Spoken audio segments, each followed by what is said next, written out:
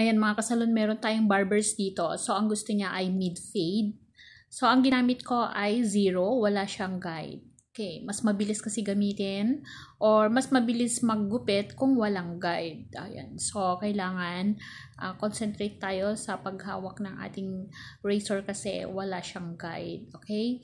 Pagdating dito sa likod, pa-side lang mga kasalon. So, sabi ng ating customer is mid-fade. So, hindi masyadong mataas. Okay, mga kasalon. Ganyan lang ang maggupit mga kasalon na wala tayong guide. Yan. So, dahan-dahan lang ang ating paggugupit. Pagkatapos natin magupitan lahat, yan, hindi naman masyadong kiss-kiss yung gusto niya. So, medyo in-adjust ko ng konti yung blade ng ating razor.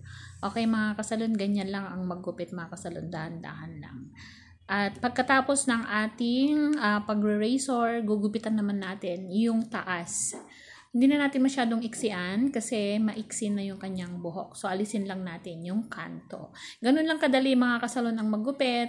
Yan, dahan-dahan lang pero sure.